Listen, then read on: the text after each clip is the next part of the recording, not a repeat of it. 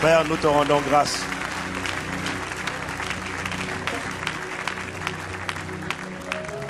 Quand je vois ce que tu as fait en septembre, l'ouvrage de tes mains, quand je pense à tes œuvres en septembre dans ma vie, l'ouvrage de tes mains,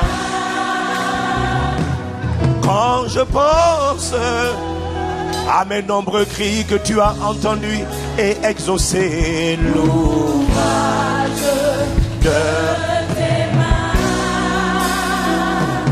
quand je pense à cette libération totale et définitive de ma vie, l'ouvrage de tes mains,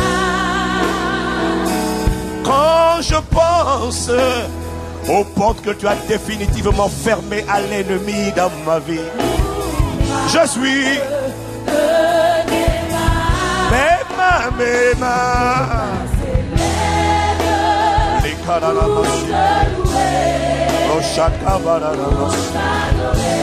les mes mains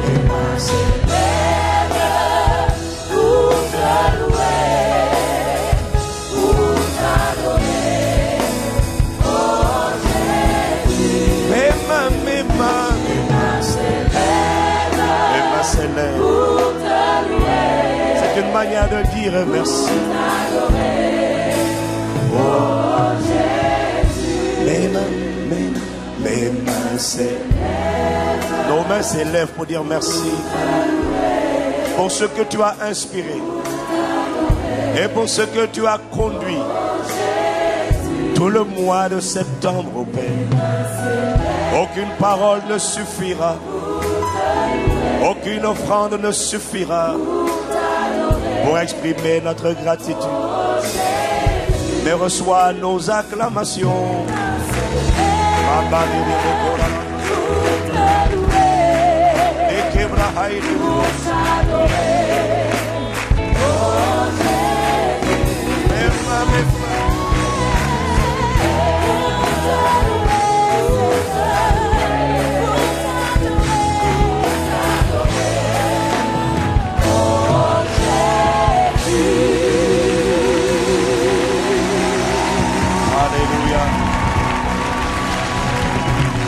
Thank you, Father. Père, nous te remercions. Saint-Esprit, nous t'accueillons. Seigneur Jésus, nous te désirons. Nous nous abandonnons à toi. Nous remettons ce culte. Permets qu'il te soit agréable. Conduis par toi. Conduis pour toi. Conduis en toi et avec toi. Sois le seul exprimé, révélé, glorifié. Inspire les paroles de nos bouches et les pensées de nos cœurs.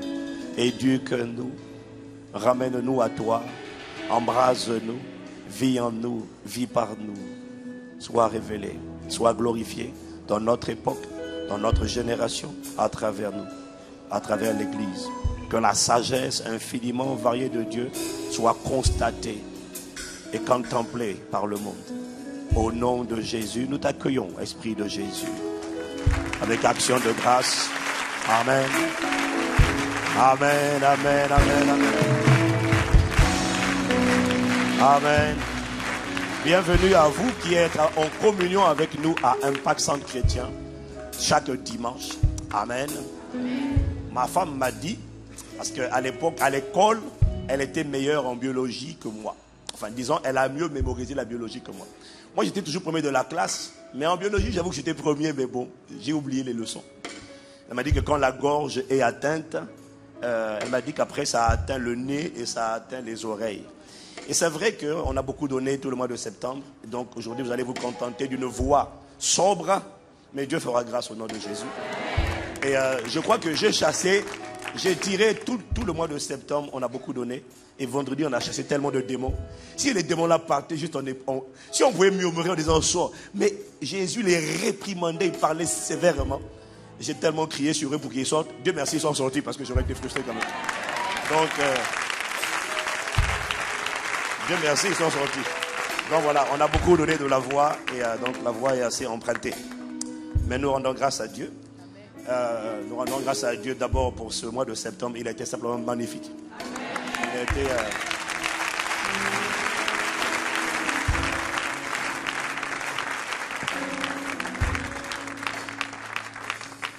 Et nous ressentons une extrême gratitude envers Dieu, simplement pour tout ce qu'il a fait. Mais je veux d'abord commencer dans l'ordre, en souhaitant d'abord la bienvenue. Aujourd'hui marque le jour de l'inauguration et de l'expansion de Impact Centre Chrétien. Donc je voudrais qu'on leur dise tous bonjour et qu'on acclame tout le Seigneur pour Impact Centre Chrétien. Attendez. On a la famille Impact Centre Chrétien qui commence aujourd'hui à Reims et qui sont en direct avec nous. Donc faites-leur un bon coucou.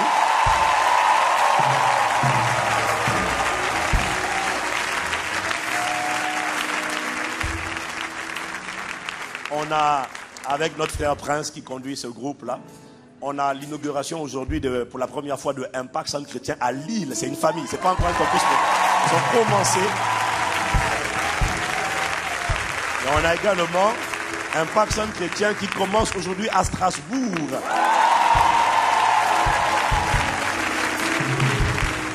Et enfin, on a Impact Centre Chrétien Guadeloupe qui va commencer 2 cultes aujourd'hui.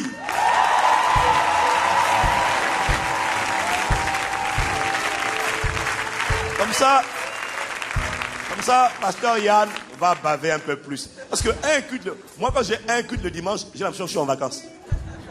Mais quand tu as 3, tu sais que tu souffres. Donc, c'est pas encore 3, mais c'est bien qu'il commence déjà avec 2. Il va baver un peu là. C'est bien. N'est-ce pas une bonne nouvelle de voir la famille se déployer,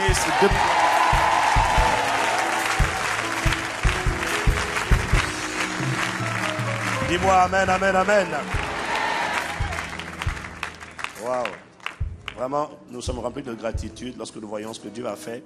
Le Seigneur m'a parlé par rapport à ceux qui étaient partis le vendredi, qui est parti trop tôt. Vous avez raté le plus important de la soirée du vendredi, qui n'était pas juste la prière pour les gens, pour imposer les mains aux malades et chasser les démons. Il y avait plus que ça.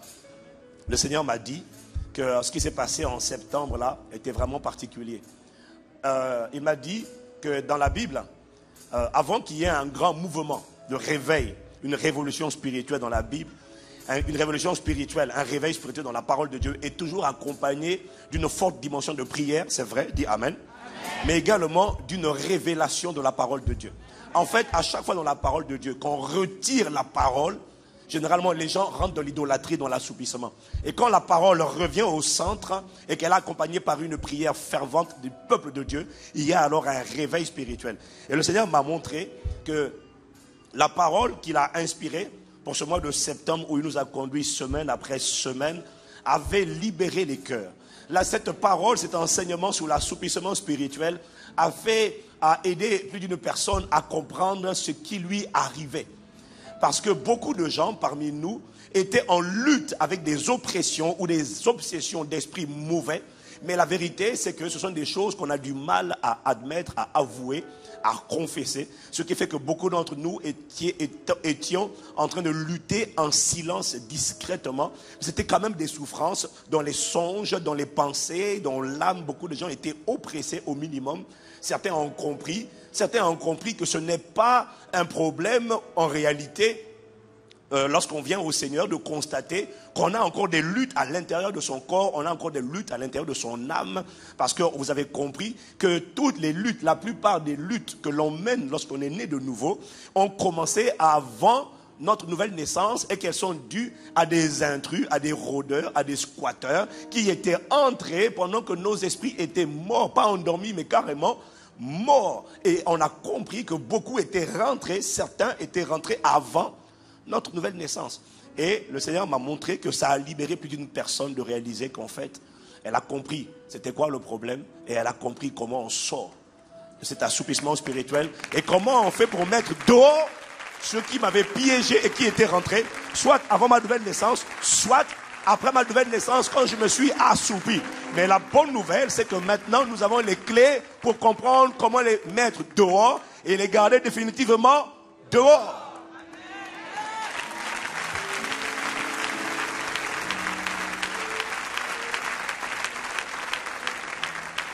Alors, ce n'est pas tout de parler du combat spirituel, mais là où je bénis Dieu, c'est comment il nous enseigne sur les réalités de la guerre spirituelle,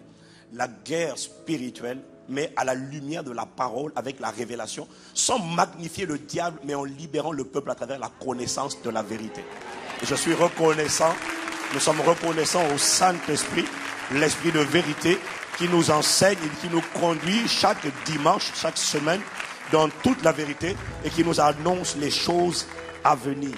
Parce que la vérité est que quand j'annonce un thème, je ne sais absolument pas ce qu'il y a dans ce thème, et je suis émerveillé de découvrir jusqu'à aujourd'hui comment le Saint-Esprit nous a conduits dans une thématique que je pensais simple, mais que j'ai découvert ô combien profonde.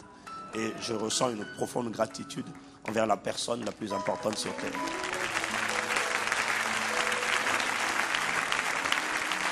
Quelqu'un dit Amen? Et j'ai entendu le Saint-Esprit me parler le vendredi dernier. Il m'a dit, les dispositions de ce peuple sont désormais différentes. À chaque fois qu'un peuple a des dispositions différentes et qu'il y a une véritable repentance, parce que plusieurs d'entre nous, on a compris le danger des œuvres de la chair, on a compris comment fermer les portes, comment affamer, amincir, comment chasser. Et là, le Seigneur sait que maintenant c'est sincère. Il sait que maintenant c'est sincère. Et il m'a dit, j'établis une nouvelle alliance. Une nouvelle dimension avait été annoncée depuis plusieurs mois. Mais maintenant, elle est actée. Elle est établie. Elle est assise. Et c'est pour ça que le vendredi, il m'a dit, tu vas sceller, établir cette nouvelle alliance avec la communion au corps et au sang de Christ, c'est-à-dire avec la Pâque. Chaque fois dans la Bible que le peuple s'éloignait de Dieu, quand il revenait avec un cœur véritablement sincère, Dieu scellait toujours une nouvelle alliance. Quand ils ont fait 40 années dans le désert, dans la rébellion, le jour où Israël est rentré à Canaan, à Jéricho, ils ont célébré la Pâque. Et dans l'Ancien Testament, à part le roi David, tous les rois qui ont suivi, beaucoup se sont éloignés de Dieu. Et un roi comme Josias, par exemple, lorsqu'il est venu au pouvoir, il a fait venir la parole de Dieu, consulter le livre de la loi. Et quand ils ont lu le livre de la loi, ils se sont repentis. Et quand ils se sont repentis, ils ont scellé un nouveau départ avec Dieu en célébrant la Pâque en l'honneur de l'Éternel. Et la Pâque, c'est la Sainte Seine. Voilà pourquoi le vendredi dernier, il m'a dit, scelle cette nouvelle alliance avec la Sainte Seine. Voilà pourquoi il ne fallait pas la rater vendredi. Il m'a dit, c'est une nouvelle alliance. Ça, c'est un. Et il m'a dit, ce qui est sorti ne reviendra plus jamais. Et ceux qui voulaient t'accompagner. Je t'ai parlé de ces accompagnateurs indésirables, les démons de l'enfer, qui voulaient accompagner ta destinée et se manifester de manière sporadique, ça et là, dans ta destinée. Plus jamais ils ne t'accompagneront. La porte est définitivement fermée au nom de Jésus. Et quand la porte est fermée, il faut mettre un verrou sur cette porte. Et j'ai reçu clairement que le verrou, le cadenas à mettre sur cette porte fermée, c'est une offrande d'action de grâce. Voilà pourquoi je vous ai parlé d'une offrande. On a eu 12 jours de jeûne. Je vous ai parlé d'une offrande de 120 €. Je ne sais pas comment tu vas faire, mais je te dis, mets le cadenas. Celle, ça n'a rien de naturel. C'est une offrande prophétique d'action de grâce. Et je l'ai appelée offrande de libération totale et porte définitivement fermée. Ceux qui te poursuivaient, te harcelaient, ceux qui voulaient rentrer par le sang ou par les malédictions ancestrales ou par les alliances familiales ou tes propres alliances, tes propres erreurs, la porte est définitivement fermée. Et par cette offrande d'action de grâce, un verrou divin est posé. Plus jamais. Le seul qui t'accompagnera dans ta destinée, c'est le Saint-Esprit. Si ça te concerne, tu aurais dû faire un meilleur amen que ça.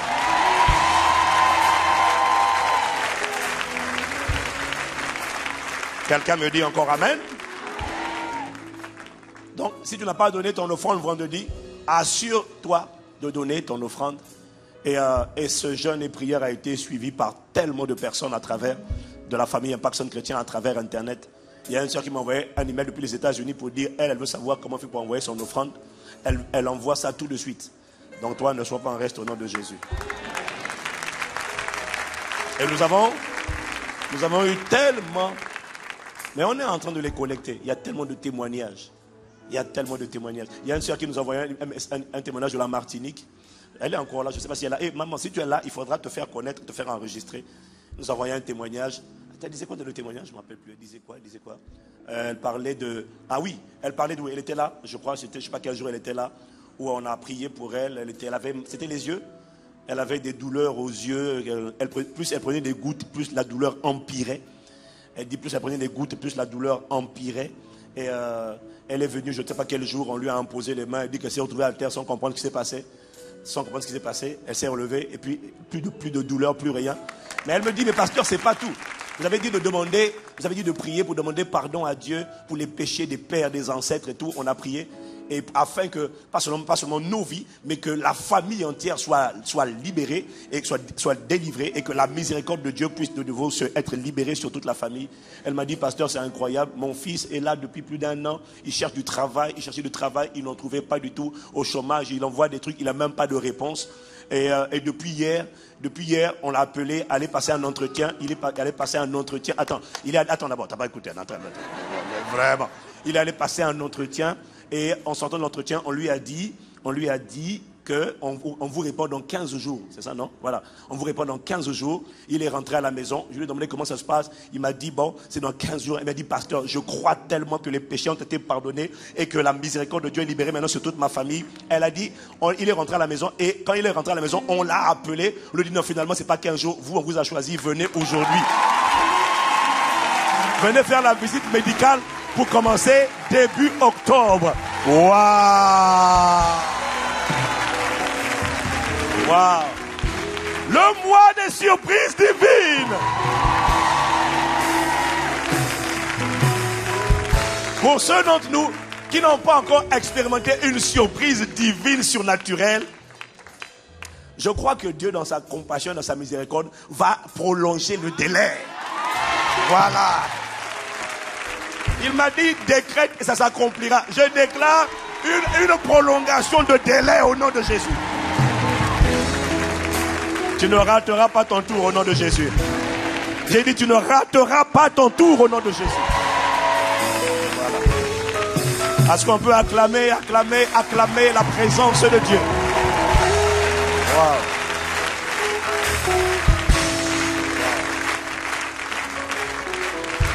Avant de t'asseoir, je voudrais que tu dises à 2 ou 3 personnes, les portes sont définitivement fermées au nom de Jésus.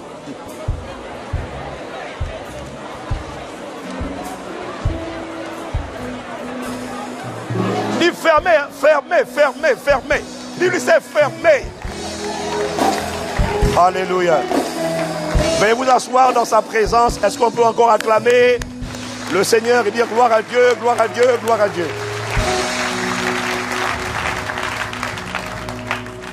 Quelqu'un me dit Amen. Amen. Voilà. Maintenant, je voudrais que tu te tournes encore vers ton voisin et que tu lui dises maintenant, cette fois-ci, il ne va peut-être pas aimer celle-là, mais tu dis voisin, ton problème, ce n'est pas ton passé, ce sont tes pensées. Voilà, c'est le titre de mon message. Votre passé n'est pas le problème. Ce sont vos pensées. J'ai dit, c'est le titre de mon message. Voilà. Votre passé n'est pas le problème. Ce sont vos pensées. Donc aujourd'hui, le Saint-Esprit me convainc encore de rester dans la dynamique, dans la thématique des pensées. Et nous voulons continuer de méditer, de réfléchir sur la subtilité et le rôle des pensées que nous entretenons au quotidien. Il y en a qui disent qu'on l'homme a en moyenne 50 000 pensées par jour. Je ne sais pas si c'est vrai, je ne sais pas si c'est 10 000 ou si c'est 50 000. Mais en tout cas, ces pensées ne sont absolument pas anodines. Et nous voulons réfléchir sur les pensées que nous entretenons au quotidien. Vous savez très bien que le cœur est le siège des pensées. Et quand on parle du cœur ici, alors parfois quand on parle du cœur, on parle de l'esprit. Parfois quand on parle du cœur, on parle de l'âme. Là, en l'occurrence, on parle de l'âme parce que c'est dans l'âme que se trouvent les pensées. Imaginez, représentez-vous le cœur de l'homme comme étant un carrefour, un rond-point avec plusieurs voies d'accès. On peut imaginer un rond-point avec 4 chemins d'accès. 4 chemins d'accès, et au centre, vous avez le cœur. Et il y a plusieurs arrivées à ce rond-point, et chaque arrivée représente certains types de pensées, un canal de pensée. Il y a des pensées qui viennent directement de mon esprit qui est né de nouveau, qui arrivent à mon cœur. Il y a des pensées qui viennent, donc ça c'est un chemin. Il y a un autre chemin qui arrive au rond-point, ça c'est le chemin des pensées de la chair. Il y a des pensées des démons, et puis il y a la pensée de l'Esprit de Dieu lui-même, parce que parfois, le Saint-Esprit ne parle pas que par mon esprit. Le Saint-Esprit peut parfois, c'est pas souvent, c'est rare, mais peut parler de manière très audible. Est-ce que quelqu'un me suit?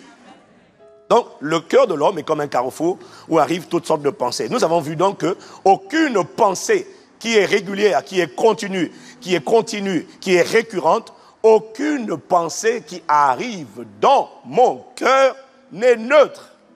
Aucune pensée n'est neutre. Aucune. On a vu la semaine dernière que les pensées sont soit des nourritures pour mon homme intérieur. Lorsque ces pensées sont conformes à la pensée de Dieu, alors ces pensées sont une nourriture pour mon homme intérieur.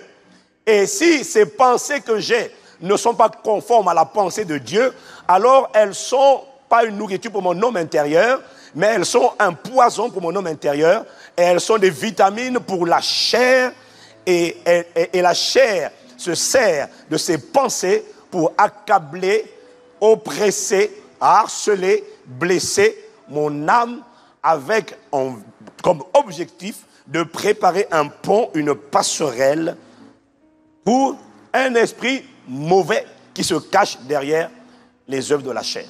Est-ce que quelqu'un me suit?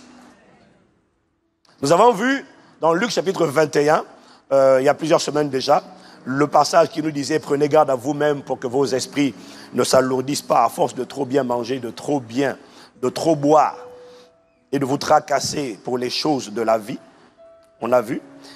Donc on a dit que tout ce qui alourdit le corps, et tout ce qui alourdit l'âme, tout ce qui alourdit le cœur, tout ce qui alourdit les pensées, tout ce qui alourdit l'âme, le cœur. On a vu que les soucis, les inquiétudes alourdissent le cœur, alourdissent l'âme. Prenez garde à vous-même pour que vos esprits ne s'alourdissent pas à force de trop bien manger, trop boire et trop vous tracasser, trop vous inquiéter. On a vu que tout ce qui a alourdi le corps et tout ce qui a alourdi le cœur alourdit en dehors automatiquement l'esprit. Si tu te suis, si tu te rappelles de cela, est-ce que tu peux dire Amen? Amen. Et on a vu que chaque fois que l'esprit est assoupi, l'esprit est endormi, au lieu de monter la garde, un ennemi, un rôdeur va venir planter quelque chose dans le cœur. Dans Matthieu 13 au verset 25, on va le revoir encore aujourd'hui, parce qu'il y a quelque chose que le Saint-Esprit m'a montré, que je n'avais jamais vu dans cet angle-là. Donc Matthieu 13 au verset 25, prenez garde à vous-même pour que vos esprits, Matthieu 13 verset 25, mais pendant que les gens dormaient, son ennemi vint, sema de l'ivraie parmi le blé, et s'en alla. Je veux que tu répètes avec moi, son ennemi vint, sema de l'ivraie parmi le blé, et s'en alla. Le Saint-Esprit m'a interpellé sur le fait que pendant que quelqu'un est assoupi, l'ennemi a un pouvoir, comme un cambrioleur, de venir, de semer et de sortir. Il ne reste pas systématiquement. L'ennemi a la capacité de venir furtivement, rapidement, de rentrer, de faire quelque chose, de causer un trouble, de provoquer une réaction, et puis de sortir. C'est ça qu'il m'a dit, qu'on appelle une oppression démoniaque.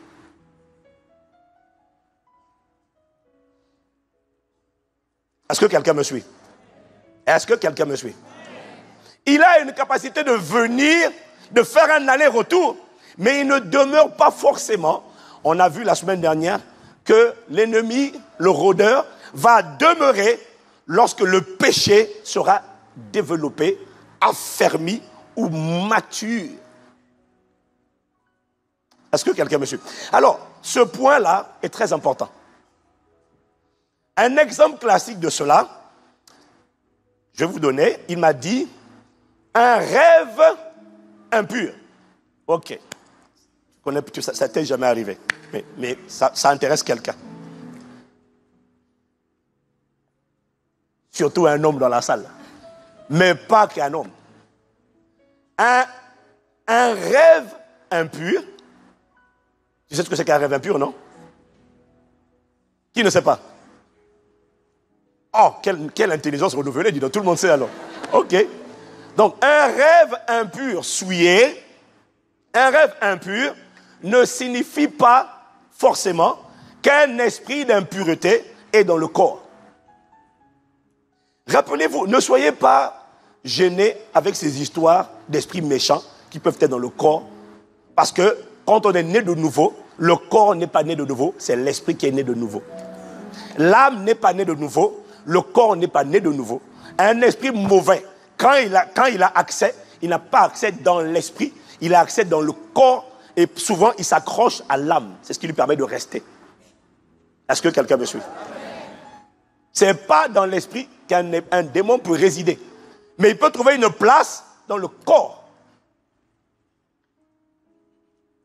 Est-ce que quelqu'un me suit? Donc je disais qu'un rêve impur ne signifie pas qu'un esprit d'immoralité, un homme ou une femme de nuit, selon qu'on les appelle, est encore là. Ça veut pas dire, il peut y avoir ça, mais ce n'est pas forcément qu'il est encore là. Parce que pour plusieurs personnes, il y a eu une vraie libération qui a été opérée. L'esprit a été chassé. Mais il se peut que tu te retrouves. C'est-à-dire, quand l'esprit a été chassé, tu le sais. Parce que soudainement, tu ne fais plus les rêves que tu faisais hier. Tu peux te retrouver 3 mois, 4 mois, 5 mois, 6 mois, 1 an. Ou 3 semaines. Tout dépend. Mais quand il a été chassé, il a été chassé. Mais par contre, tu vas te rendre compte d'une chose. Si, toute la journée, tu as médité, tu as réfléchi longuement sur, ah là là, vraiment, ah ma femme. Si tu es célibataire et que tu te dis, ah vraiment, j'aimerais tellement avoir ma femme, ah vraiment, j'aimerais tellement avoir ma femme, ah vraiment, j'aimerais tellement avoir ma femme.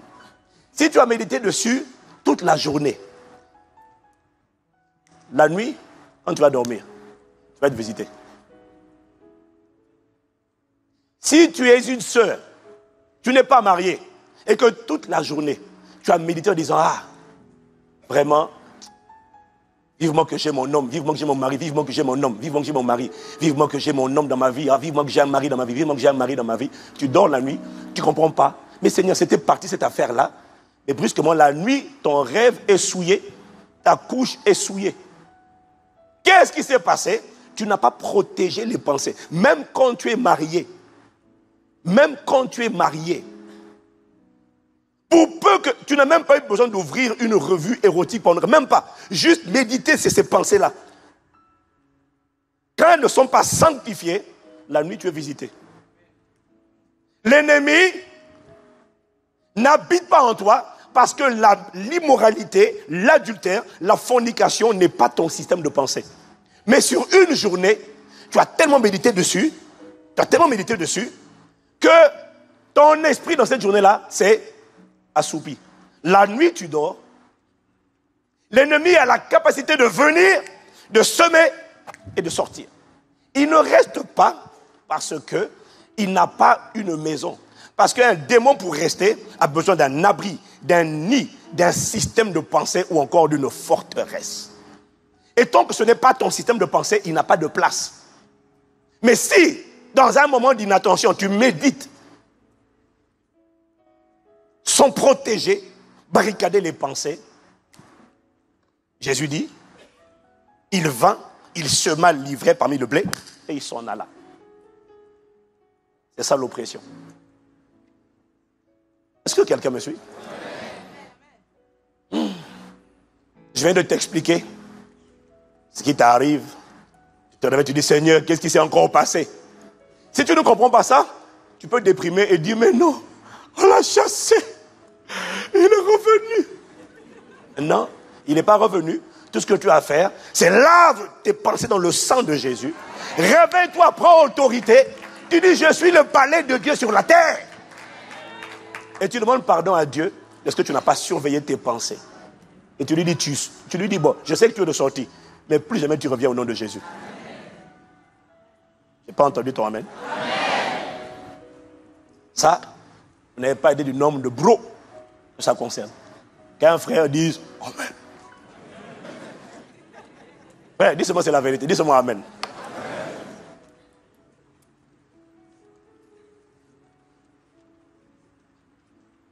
Gloire à Dieu. Ça, c'est l'oppression. Il y a un passage, bon, on va pas développer ça. Mais dans 1 Chronique, en fait, ce que je voudrais vous faire comprendre, c'est que quand tu ne surveilles pas tes pensées.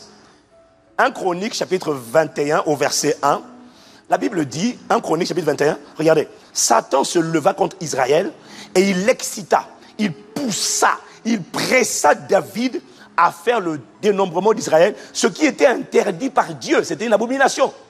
Allez lire tout le chapitre. C'était une abomination. Mais la Bible dit, Satan s'est levé pour combattre Israël et il a poussé David à poser un acte et cet acte-là a engendré beaucoup de morts. C'est comme si David a médité toute la journée, parce que ça, c'était un péché d'orgueil. Dieu ne voulait pas qu'on compte l'armée, qu'on compte le peuple. Dieu voulait qu'on s'appuie sur lui et pas sur le nombre de chars et de militaires. Voilà pourquoi il interdisait de faire le dénombrement ou le recensement d'Israël. Est-ce que quelqu'un me suit?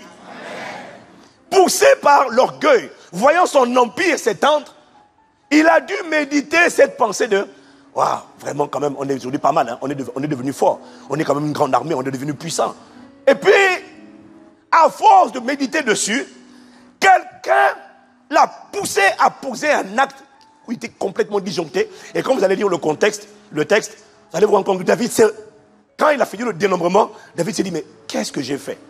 Il avait été oppressé. Lorsque tu es poussé à faire un acte que tu n'as pas envie de faire, c'est l'oppression. Est-ce que quelqu'un me suit? Alors l'ennemi va tenter de susciter des personnes, des circonstances, des événements à travers lesquels tes 5 sens seront excités, seront agités, seront enflammés. Comment il fait ça?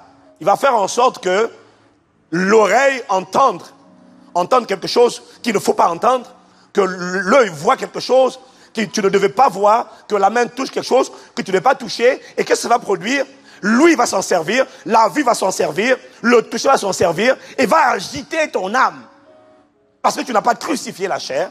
Alors ils vont agiter ton âme et quand ton âme est agitée, excitée, quand la chair, est excitée, la chair frappe, blesse, accable l'âme.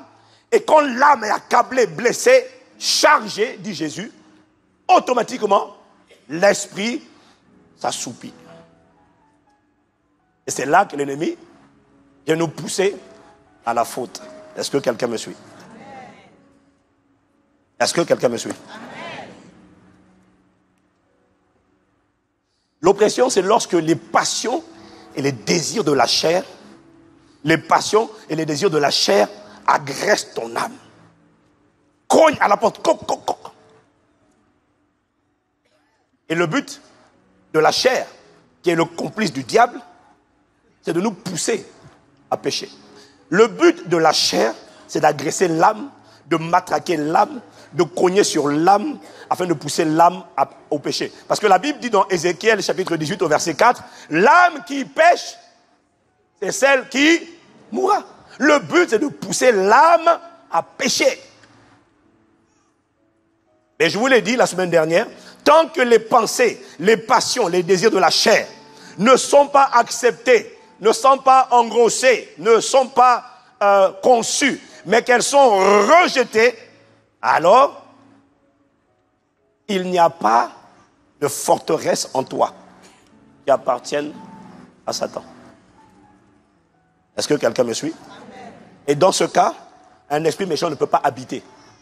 Mais quand tu acceptes les pensées, quand tu les acceptes, tu les avales, tu les conçois, et que ces péchés se développent, s'affermissent, fassent maintenant partie de tes habitudes, c'est là que tu n'es plus dans l'oppression, mais quand le péché est affermi, tu bascules maintenant dans ce qu'on appelle l'obsession.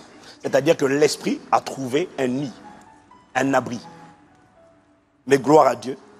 Parce qu'en septembre, je crois qu'ils sont sortis au nom de Jésus. Je n'ai pas entendu ton amen. Dis-moi encore amen.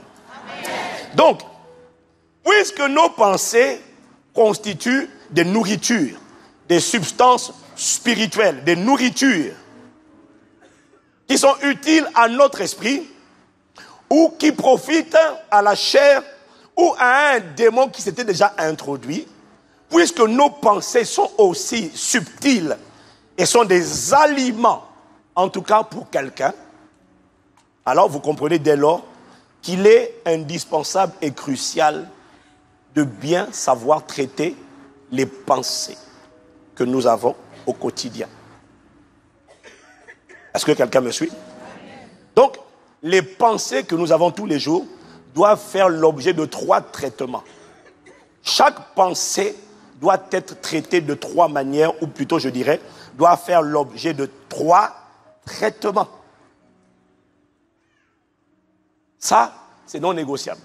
Celui qui veut apprendre à veiller efficacement doit observer les 3 traitements que nous allons voir qui doivent être accordés aux pensées.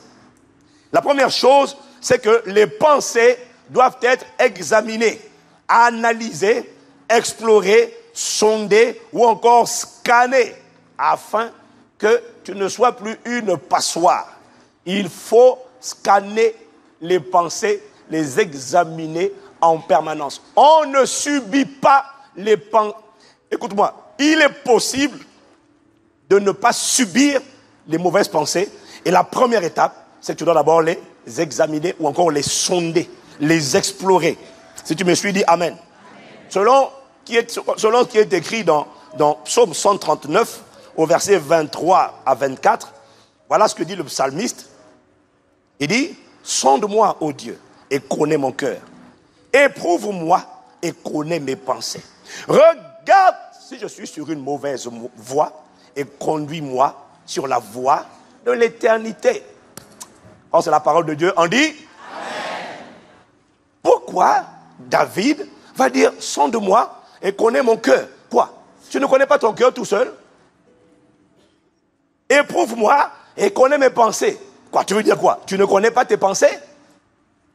Regarde si je suis sur une mauvaise voie et conduis-moi sur la voie de l'éternité. Quoi? Tu ne sais pas regarder si tu es sur une mauvaise voie ou sur une bonne voie? La réponse est non. Tu as besoin de Dieu pour t'aider à voir, examiner tes propres pensées. Parce qu'une des ruses, des conséquences du péché, c'est que le péché séduit les gens. Le péché séduit, le péché endurcit le cœur. Le péché amène les gens à vivre dans le déni. Le péché, quand tu l'as consommé et quand tu es dedans depuis un bon moment, ce qui est terrible, c'est que tu ne te rends même plus compte que tu es dans le péché. C'est un peu comme un voleur qui est scandalisé quand on le vole et qui oublie que lui-même, il est un voleur. Et puis il va porter plainte. Tu sais pourquoi? Parce qu'il ne se rend même plus compte que lui-même c'est un voleur. Le péché endurcit le cœur. Et quand le cœur est endurci, il te faut la grâce de Dieu pour que Dieu te montre l'état de ton cœur. Regardez comment David a réagi lorsque Nathan a été envoyé par Dieu vers lui pour lui parler de ce qu'il venait de faire. David était un homme qui avait plusieurs femmes et il avait un soldat qui s'appelait Uri et qui avait comme malheur d'avoir une belle femme qui s'appelait Bathsheba. Et un jour, David était sur son balcon, Uri était à la guerre, c'était un de ses soldats, c'était un de ses officiers. David, bref, allez lire l'histoire à la maison, on va le lire là, on va lire une partie, allez lire l'histoire à la maison. David a vu Bathsheba et il a désiré pour femme. Et comme il ne pouvait pas la voir parce qu'elle était mariée, alors il a fait envoyer son mari sur le front en première ligne pour qu'il meure et que lui il console la femme, la veuve, en l'épousant. Ah! Fais avec moi, ah! C'est ce qu'on appelle un plan machiavélique. Ça alors. Alors Dieu, une fois que David a fait ça, et qu'il a pris Bathsheba, Dieu envoie Nathan parler à David. David était prophète. Mais vous voyez, David était un homme de Dieu. Mais il s'est tellement endurci dans ce péché qu'il ne se rend même plus compte que... Est-ce que tu te rends compte, ma soeur, que ça là, c'est péché? En bon? On vit comme ça depuis 5 ans, non? Mais ce que tu dis, non, mais tu sais, le péché a tendance à endurcir quelqu'un. Hein, au point que ce qui est évident, à toi n'est plus évident. Pourquoi? Le péché endurcit le cœur. Donc, il ne faut pas dire toujours, non, mais en fait, je ne suis pas convaincu, non, mais je ne vois pas le problème. Non, non, non. Non, non, non. Parfois, tu ne vois pas le problème parce que tu es endurci. Et Dieu te accorde la grâce d'être délivré de l'endurcissement au nom de Jésus. 2 Samuel 12, versets 1 à 5. L'Éternel envoyant, 2 Samuel 12, verset 1 à 5. L'Éternel envoya Nathan vers David. Et Nathan vint à lui et lui dit, il donne une parabole. Il y avait dans une ville 2 hommes. L'un riche et l'autre pauvre. Le riche, vous avez compris, c'était David. Le riche avait des brebis et des bœufs en très grand nombre. Là, il parle des femmes de David. Il en avait plusieurs déjà. Ils sont comptés les concubines. Le pauvre n'avait rien du tout qu'une petite brebis qu'il avait achetée. Il parle de sa femme. Il n'avait pas de concubine, il avait une seule femme. Il la nourrissait, elle grandissait chez lui avec ses enfants. Elle mangeait de son pain, buvait de sa coupe, dormait sur son sein. Et il la regardait comme sa fille. Un voyageur arriva chez l'homme riche et le riche n'a pas voulu toucher à ses brebis et à ses bœufs pour préparer un repas au voyageur qui était venu chez lui. Et il a pris la brebis du pauvre, l'a apprêtée pour l'homme qui était venu chez lui. Alors, verset 5, regardez maintenant la réaction de David. Quand on lui raconte l'histoire, la réaction de David, c'est la colère de David s'enflamma violemment contre cet homme. Ah, c'est qui ça? Je suis prêt à le découper. Je suis prêt à le... Et il dit à Nathan, l'Éternel est vivant. L'homme qui a fait cela mérite la mort. C'est juste après que Nathan lui dit, mais c'est toi David, cet homme-là. En fait, quel est le point? David était scandalisé par le comportement de cet homme dans cette histoire, au point de vouloir le tuer. Mais David n'a pas réalisé, parce que son cœur était séduit et endurci, qu'il n'a pas réalisé que c'était sa propre histoire.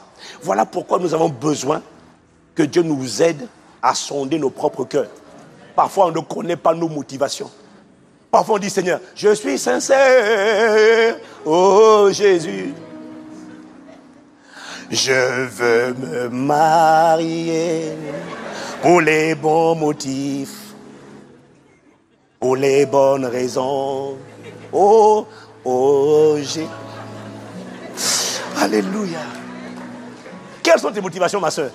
Oh, que la gloire de Dieu, que l'amour du bon Dieu. Alléluia.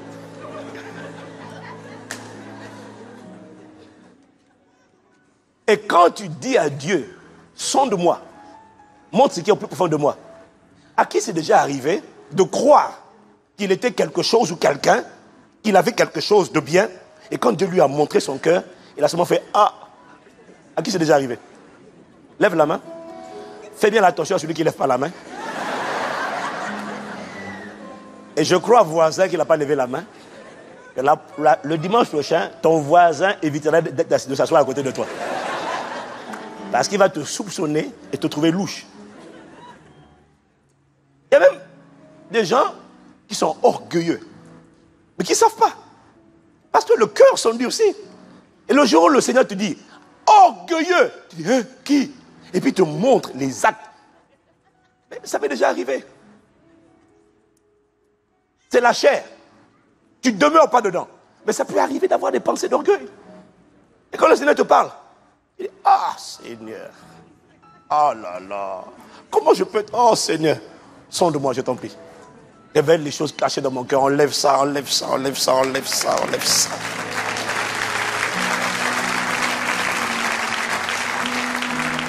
Mais bon, comme toi, ça t'est jamais arrivé.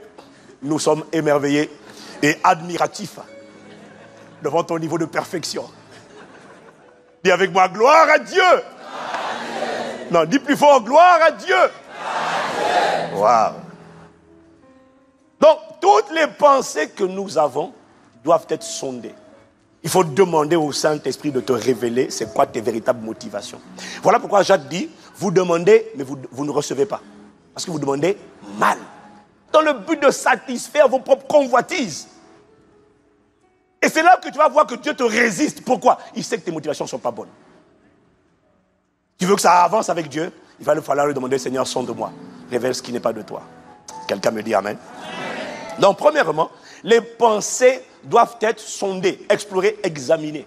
Deuxièmement, il est indispensable et crucial de juger les pensées. Les pensées doivent être jugées avec la parole de Dieu.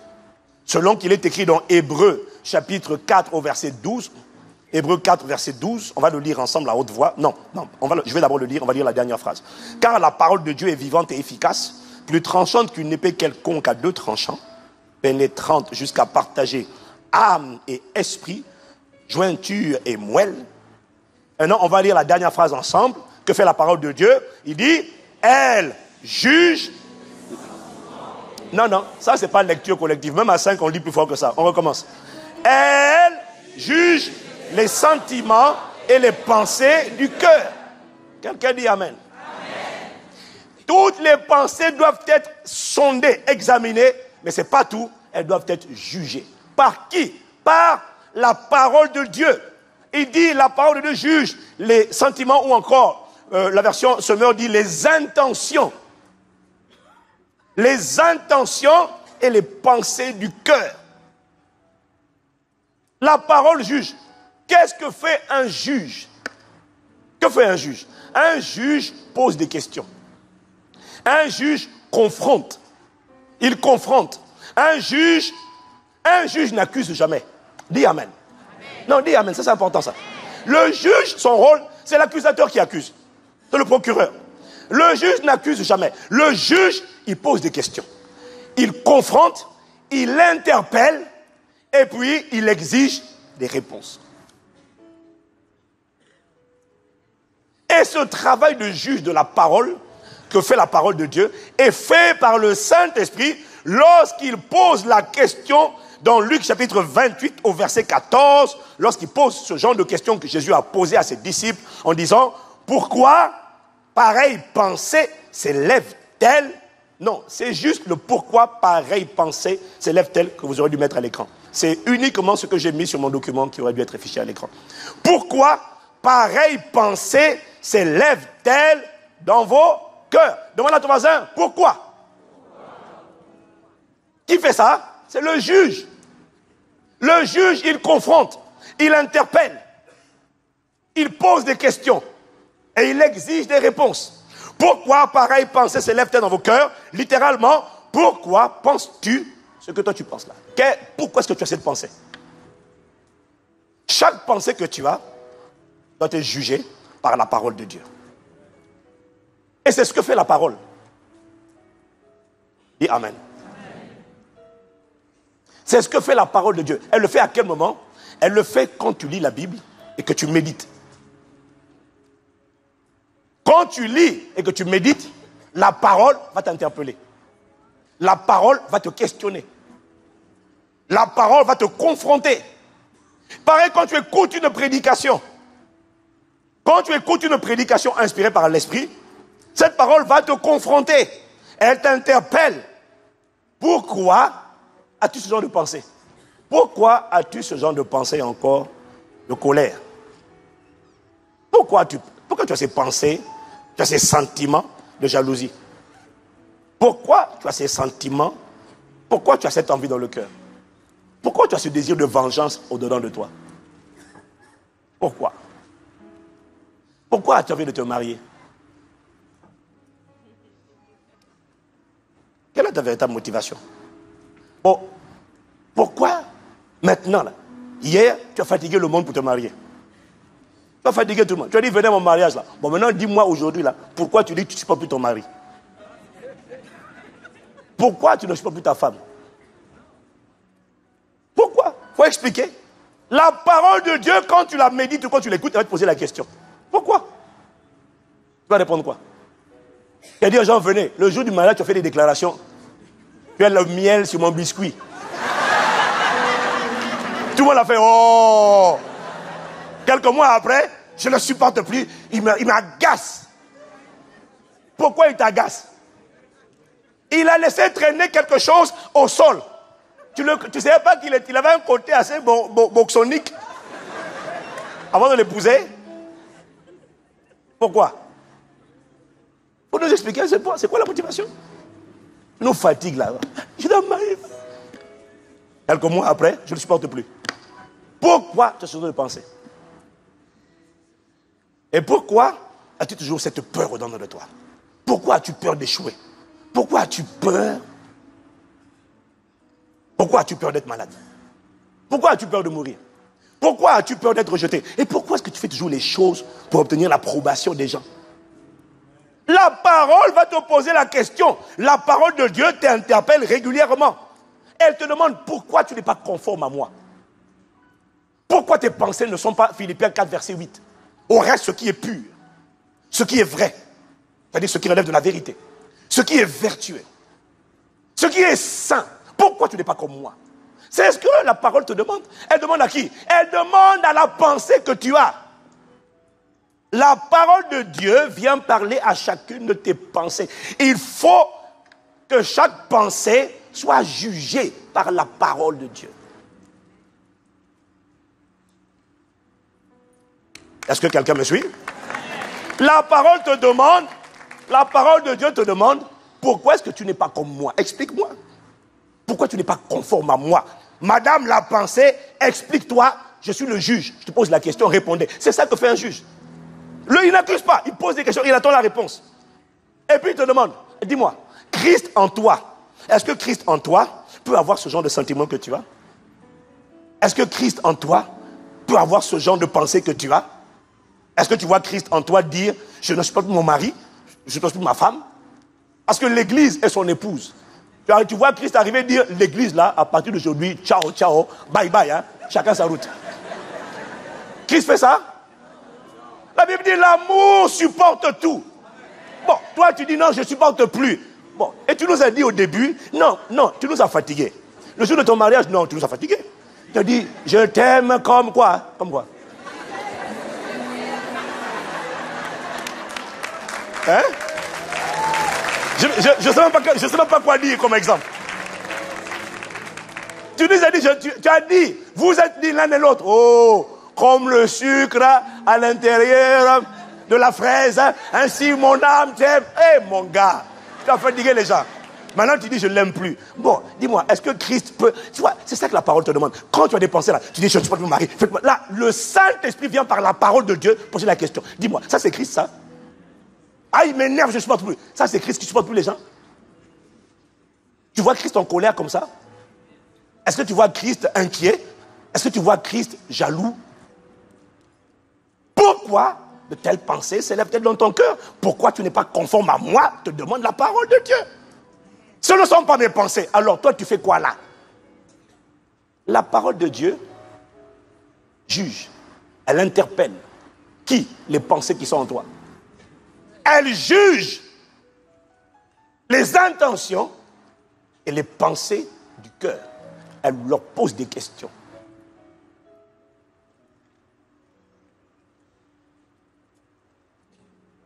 Pourquoi? Christ est impudique. Qu'est-ce que tu fais là? Parce que la parole de Dieu va te dire que la norme, si tu es né de nouveau, la norme, la règle de mesure, c'est Christ.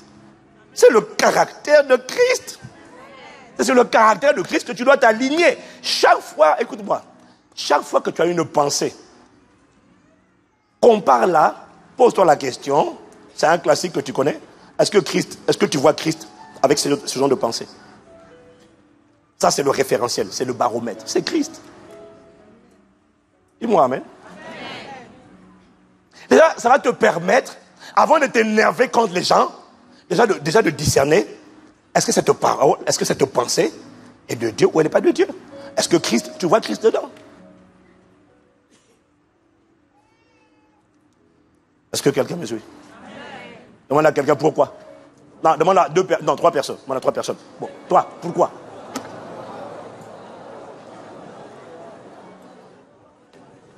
Pourquoi? La parole doit juger les pensées. Dis amen.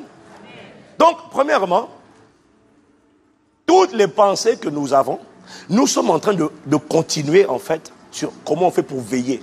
On est toujours dans la continuité de la veille. Parce que les pensées sont des nourritures. Dis amen. Première question, Premier point, pardon. Toutes les pensées doivent être sondées, explorées, examinées. Parce qu'avant d'appliquer un traitement, il faut déjà faire le bon diagnostic. C'est pour ça qu'il faut sonder. Dis Amen. Les pensées doivent être sondées, explorées, examinées. Ensuite, tes pensées doivent être jugées par la parole de Dieu. Il faut que tu acceptes le jugement. En fait, la vérité, c'est que la parole de Dieu nous interpelle, elle nous pose des questions. Chaque fois que tu viens... À l'heure où je suis en train de te parler là, la parole est en train de t'interpeller. Elle est en train de te poser des questions. À l'intérieur de toi, il y a un combat, il n'y a pas un combat, il y a une conversation, pensée de Dieu contre la pensée que tu as. Une pensée est en train de te dire, mais au fait, c'est quoi ton argument à toi? Pourquoi tu es comme ça? Et la vérité, c'est que la plupart d'entre nous, quand le juge, appelé la parole de Dieu, nous pose des questions, on esquive les questions. Pourquoi tu es comme ça? Est-ce que quelqu'un me suit? La troisième chose qu'il est indispensable de faire avec les pensées, 1, elles doivent être examinées, sondées. 2, elles doivent être jugées. Et avec moi, jugées. 3, il est indispensable de renverser les mauvaises pensées et de les amener à obéir à Christ. Voyez-vous, la parole de Dieu juge, elle confronte, elle exige des réponses lorsqu'elle pose des questions. Mais c'est à toi, mon frère, ma soeur, lorsque les pensées que tu as ne reflètent pas la pensée de Christ, la pensée de Dieu, c'est à toi, après avoir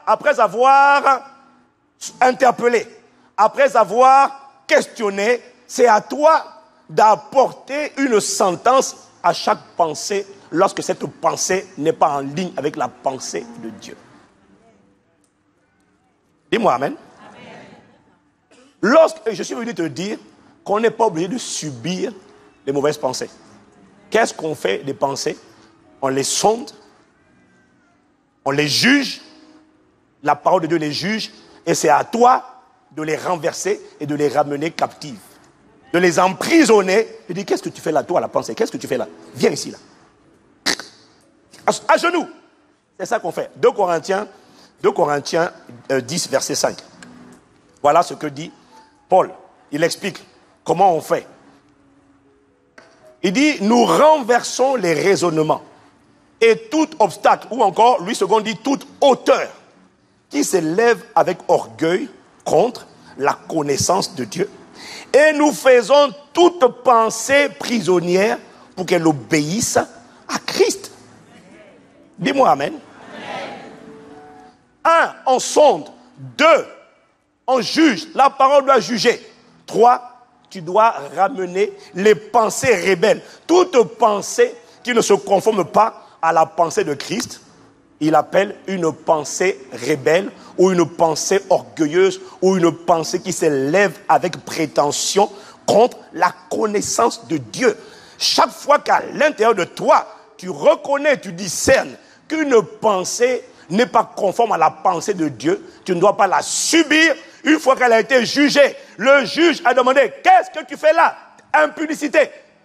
Pensée d'impudicité, tu fais quoi là? Quand le juge a posé la question, c'est à toi après de dire. Quand le juge a dit, tu n'es pas conforme, c'est à toi de renverser cette pensée. Et lorsque le juge demande, pose la question, pourquoi est-ce que tu es là? Laisse-moi te dire une chose, il faut que tu saches que quand une question vient de la parole de Dieu pour demander, qu'est-ce que tu fais là? Pourquoi telle pensée tu as à cet endroit-là? Qu'est-ce que pensée tu fais à l'intérieur de cette femme ou de cet homme? Tu vas découvrir une chose, m'a dit le Saint-Esprit, c'est qu'il y aura toujours une plaidoirie, une voix à l'intérieur de toi qui va commencer à plaider et à argumenter et à expliquer pourquoi elle est là.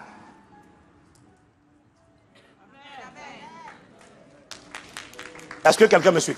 Jésus a dit, la chair, dis avec moi la chair. Jésus a dit, il a dit dans Marc 16, à verset 17, là, Jésus a dit, il a dit à Pierre, ce ne sont pas la chair et le sang qui t'ont révélé cela. Ça veut dire quoi? Il explique que la chair a des révélations. Ça veut dire que la chair peut parler. La chair peut argumenter. La chair peut se défendre. Lorsque le juge de la parole pose la question à la chair va répondre. Ça veut dire quoi? Ça veut dire que l'impudicité, quand le juge demande la pensée d'impudicité, qu'est-ce que tu fais là? L'impudicité va donner une raison. Elle va donner une bonne raison. Quand le juge de la parole demande, colère, tu fais quoi dans ses pensées? La pensée de la colère va dire, votre honneur, j'ai une bonne raison d'être là. La jalousie va dire, votre honneur. Le rejet va dire, votre honneur. Pourquoi il va se défendre? Parce qu'il ne veut pas, cette pensée ne veut pas être renversée et emprisonnée. Elle ne veut pas. Elle ne veut pas être emprisonnée. Il dit, nous faisons toute pensée prisonnière pour qu'elle obéisse à Christ. Et alors, quand tu entends ces pensées à l'intérieur de toi, toi tu penses que c'est toi. Est-ce que quelqu'un me suit? Les pensées d'immoralité sexuelle, il dit, ce ne sont pas la chair et le sang qui t'ont révélé ça. Donc la chair a des révélations. La chair va argumenter. L'immoralité sexuelle va donner des arguments au juge appelé la parole de Dieu pour dire, moi j'ai le droit d'être là. Les excès de table vont parler, ils vont dire, ah, votre honneur, moi j'ai le droit d'être là. Quand on va demander à la colère, pourquoi tu es là? La colère va dire, ah, moi je suis là parce que dans l'enfance, on a fait telle chose et ça m'a mis en colère hors de moi. En bon? Est-ce que quelqu'un me suit? Quand on va demander aux excès de table, pourquoi tu es là? Tu vas dire, ah, c'est pas moi. Moi, je suis là. Bon, d'abord, sa mère ou son père avait une tendance à devenir comme Bibendum lui aussi. Donc, c'est pas moi seulement. Parce que son père mangeait en désordre. Sa mère mangeait en désordre. Et puis, si c'est pas papa ni maman qui sont concernés, la pensée de excès de table va dire, ah, moi je suis là parce que tu sais, de nos jours là, une bonne alimentation, c'est pas évident. C'est pas moi, c'est le système qui est comme ça. L'alimentation devient, il y a trop de farine, de protéines, tout ça. Je suis innocent. Mais dans le même environnement, il faut quand même que tu reconnaisses qu'il y a des gens qui mangent, qui ont les mêmes aliments, mais qui ne grossissent pas. Bon. Quand tu vas demander, on ne va pas fâcher. Quand tu vas demander à la pensée d'immoralité sexuelle, qu'est-ce que tu fais là? L'immoralité va se défendre. C'est une plaidoirie. Elle va dire, mais moi je suis là. Pourquoi tu es aussi, franchement, pourquoi tu es un trou? C'est-à-dire que, comment? Pas un homme, 2 hommes, 3, 4, 5, masturbation, pornographie, tu mets tout ça en même temps. Ah, moi je suis là. Je suis la pensée d'impudicité, d'immoralité sexuelle aggravée à outrance. C'est pas ma faute. Hein. C'est parce que dans l'histoire, il y a eu d'abord l'inceste. Je vais t'expliquer. Il y a eu l'inceste, il y a eu les abus, il y a eu, il y a eu toutes sortes de choses. Et puis d'ailleurs, son père était polygame, sa mère avait des aventures, son père avait des extra-conjugales. Et moi, je suis une pensée qui me suis greffée dans les chromosomes. Et quand il a été conçu, j'ai donné aussi des chromosomes. Donc, je me suis retrouvé à l'intérieur de lui. Je suis innocent. Est-ce que quelqu'un me suit? Là, ce que j'essaie de te dire, chaque pensée va se défendre. Chaque pensée va argumenter. La pensée de rejet va dire, on ne m'a pas aimé quand j'étais enfant. C'est pas ma faute, je suis obligé d'être là. Et ce qui est subtil, c'est que quand ça se passe en toi, tu penses que c'est toi qui es en train... Je suis venu te dire que ce sont des pensées de la chair qui sont en train de plaider pour pouvoir rester et ne pas être emprisonné. Le problème, c'est que la chair, tout comme l'esprit de l'homme, les pensées de Dieu ou les pensées de la chair, en fait, les pensées vont contrôler l'âme. Dis Amen. L'âme, rappelle-toi, c'est comme le volant. L'âme est amorale. L'âme ne choisit pas entre le bien et le mal. Donc, quand ton âme a fini par aimer les pensées d'impudicité, ça veut dire que c'est parce que l'impudicité a eu le droit de rester et de contrôler le volant. Et pas la sainteté. Ça veut dire que la pensée de sainteté n'a pas prévalu. Le juge pose des questions. Le juge, la parole interpelle. Mais c'est à toi, quand tu vois qu'une pensée n'est pas alignée avec la pensée de Dieu, de dire, toi, tu n'es pas de Dieu, tu n'as pas à rester là, je te rejette au nom de Jésus. Dis-moi amen. Dis-moi amen encore. Amen. Lorsque le juge pose une question, lorsque la parole de Dieu pose une question, et que toi tu réponds, et qu'une pensée en toi répond, c'est pas, je suis là, la parole va te demander pourquoi il y a de telles pensées. pourquoi ta condition est ce qu'elle est aujourd'hui. Pourquoi tu es là où tu es aujourd'hui et pourquoi tu es en train de faire ce que tu fais aujourd'hui. Il m'a dit de te dire, chaque fois que ta réponse, ça sera, je suis là où je suis aujourd'hui, je fais ce que je fais aujourd'hui à cause de quelque chose que j'ai subi, que j'ai enduré hier. Chaque fois que le juge te posera une question et que tu réponds en blâmant ou en accusant ton passé, sache que la parole de Dieu, par le Saint-Esprit, te dira toujours, tu es là où tu es, pas à cause de ce qu'on t'a fait hier, pas à cause de ce que tu as subi hier, mais à cause de ton système de pensée qui n'est pas renouvelé et qui est mauvais. Parce que nous pouvons tous citer des gens qui ont connu ce que tu as connu, mais qui ne sont pas à l'endroit où tu es et qui ne font pas ce que tu fais. Donc, le problème, ce n'est pas ce que tu as vécu hier.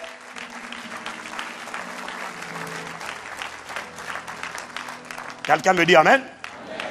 Écoute-moi, le Saint-Esprit m'a dit, toute pensée qui veut te faire croire que tu es là où tu es, que tu fais ce que tu fais à cause de ce qu'on t'a fait hier, toute pensée qui te parle ainsi est une pensée rebelle, qui est orgueilleuse, qui est prétentieuse et qui se dresse contre la connaissance de Christ, parce que c'est une pensée mensongère.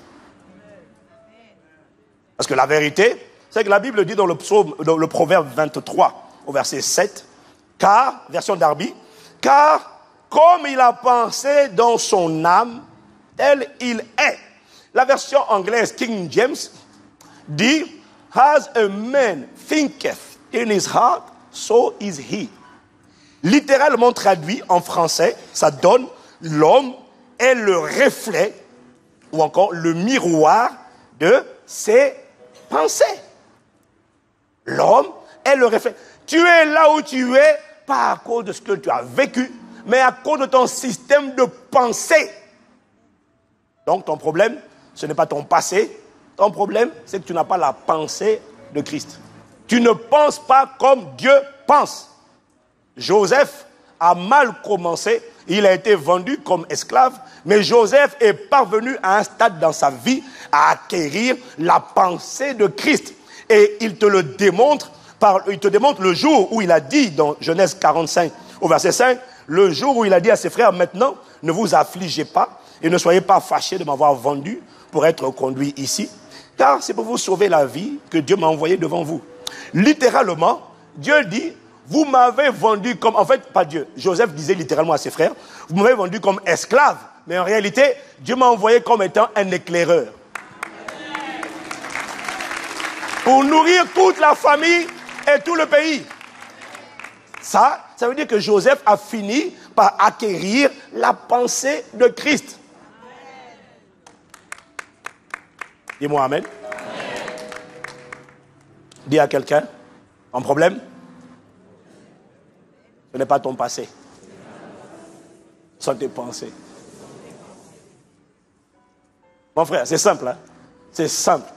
Mais prends le temps de réfléchir à ça. Ton problème, ce n'est pas ton passé. Ce n'est pas vrai. Tu es lié, ce n'est pas à cause de ton passé. C'est à cause de tes pensées. Personne ne peut tu ne peux pas dire non, c'est parce que ce n'est pas vrai. Nous connaissons tous des gens qui ont subi ce que tu as subi. Tu n'es pas le seul. Et qui sont pas au même endroit. Par la grâce de Dieu, tu changes de dimension au nom de Jésus. Dis à quelqu'un, renverse les mauvaises pensées. Non, ne dis pas à une personne. Dis à 3 personnes, renverse les mauvaises pensées. Renverse-les. Ne les subis pas. Ne les subis pas. 1. Sonde les pensées. 2. Juge-les. Pourquoi je pense comme ça? Pourquoi? Confronte les pensées. Pourquoi j'ai ce sentiment de... Pourquoi quand je vois cette personne, je me sens irrité? Pourquoi? Pourquoi elle t'énerve? Pourquoi elle t'énerve? Pourquoi? Tu es jaloux, pourquoi? Oh non, elle a pris le gars. Oh.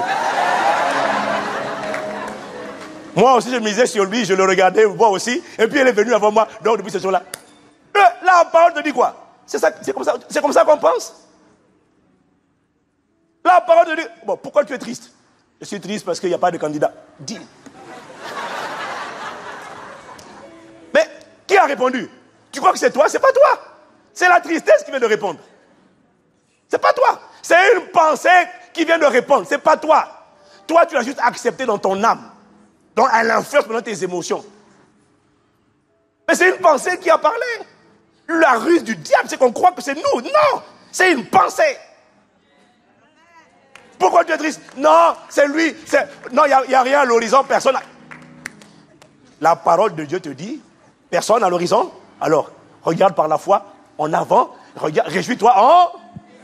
Voilà.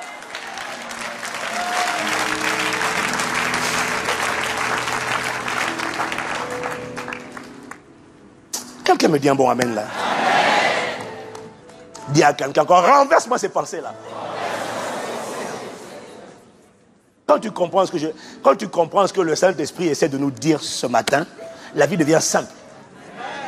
Tu ne laisses aucune pensée t'emprisonner si ce n'est la pensée de Christ. Nous renversons les raisonnements et toute hauteur qui s'élèvent prétentieusement avec orgueil contre la connaissance de Christ et qui essaie de me dire que tu penses comme ça. Non mais attends, tu penses que je pense comme ça parce que quoi? Si ce n'est pas la pensée de Dieu, je ne l'accepte pas. Tu ne peux pas m'emmener à haïr quelqu'un. Tu ne peux pas. Pourquoi? Christ n'a pas de haine, je n'aurai pas de haine par la grâce de Dieu. Tu ne peux pas me dire, non mais... Ah non mais là, c'est un coup que je n'avais pas vu venir. C'est un missile qu'il m'a envoyé, qu'elle m'a envoyé. Je n'avais pas vu venir, alors là, j'ai pris ce missile en plein cœur. Je me suis effondré. Depuis ce jour, la haine est dans mon cœur. Et tu penses que c'est toi qui parles. C'est la haine qui vient de donner la plaidoirie au juge en disant, monsieur le juge, je suis là à cause de ça.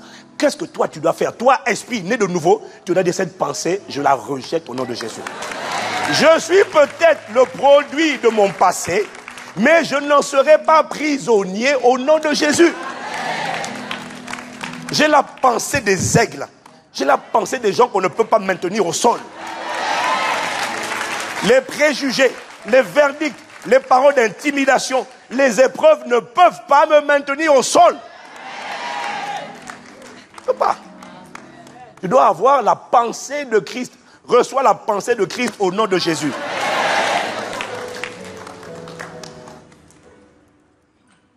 Renverse les pensées rebelles. Toute pensée qui te dit, toute pensée qui argumente, qui n'est pas en ligne avec la parole de Dieu. Au lieu de se soumettre, de dire non, je renonce, je me mets sous la parole de Dieu. Toute pensée qui commence à dire c'est parce que, c'est une pensée orgueilleuse. C'est une pensée orgueilleuse, renverse-la.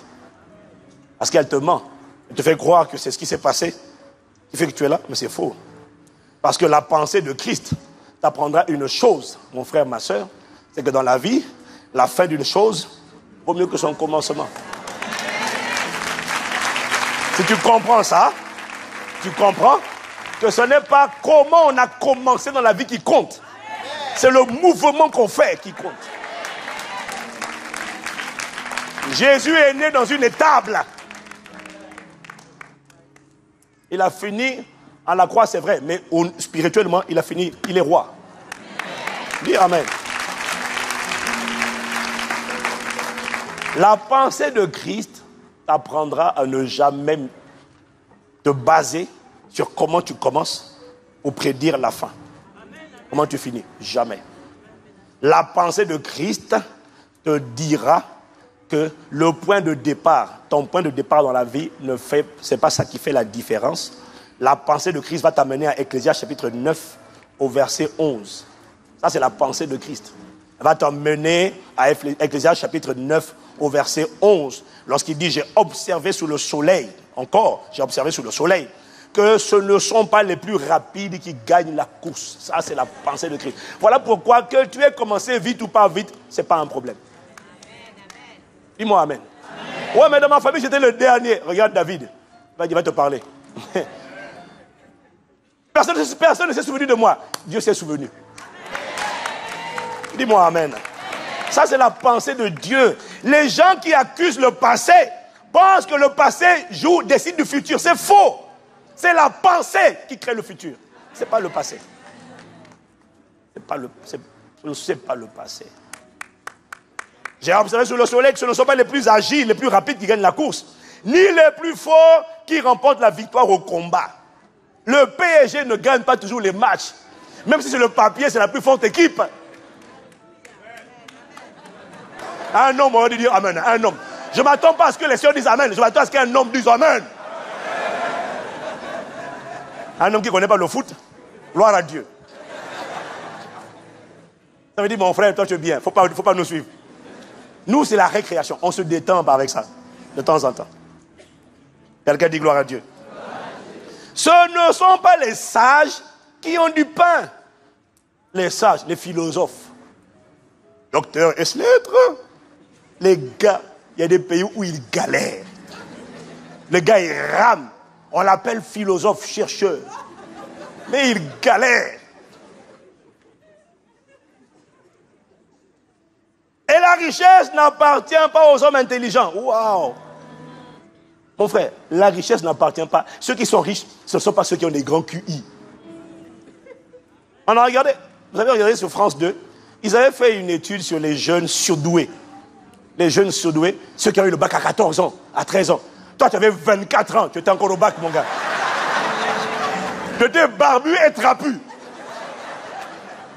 Et tu transpirais comme ça là. Pour faire le mathématique, tu transpirais de toutes tes gouttes. Il y a un petit de 13 ans qui passait le bac en même temps que toi. Et le petit, il a résolu les équations comme ça là, il a déposé la feuille. Et le gars de 24 était là. Mais mon gars, même ça, ça veut rien dire.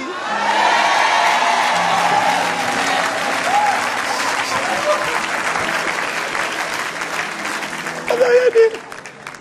Ils ont fait un reportage sur France 2 où ils ont pris des jeunes surdoués on les avait interrogés et suivis, accompagnés avec un reportage il y a plusieurs années. Et puis ils ont vu ce qu'ils sont devenus après. C'était des QI, c'était des génies. Sur le plan du quotient intellectuel, des surdoués. La plupart d'entre eux ont mal vécu le fait d'être surdoués. Et une minorité, très petite minorité, s'en est sortie. Mais au final, il est quand même employé.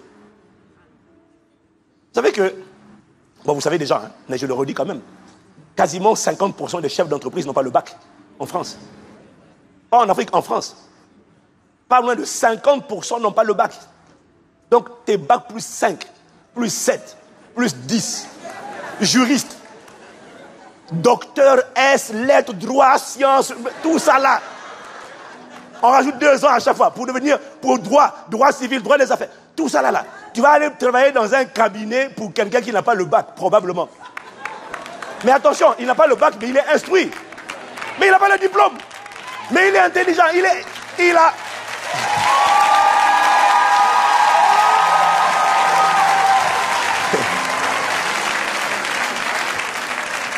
il a l'intelligence pratique. Parce qu'il y a trop de gens parmi nous qui ont l'intelligence papier. C'est-à-dire qu'il sait faire des schémas, résoudre des équations. Mais juste pour prendre, c'est-à-dire juste ce qu'on appelle le bon sens. Tu lui dis, bon, comment tu fais pour faire telle chose? Parfois, bon, je n'ai pas d'exemple concret qui me vient à l'esprit. Mais des fois, je pose des questions simples et puis il cale. Je dis, mais pourtant, c'est une évidence. Ça, c'est l'intelligence de la vie. Ce qui compte, ce n'est pas le diplôme. C'est être intelligent, mais l'intelligence pratique.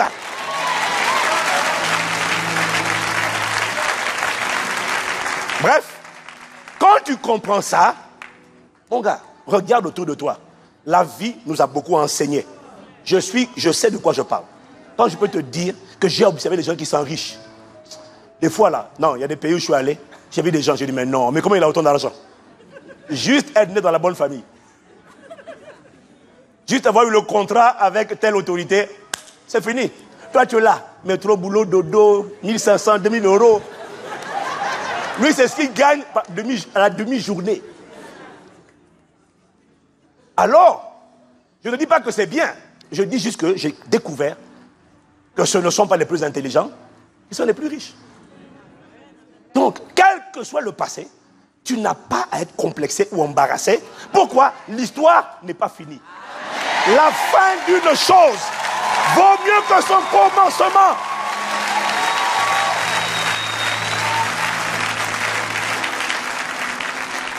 Quelqu'un me dit amen? Amen. Et les faveurs, il continue, ne récompense pas les plus savants.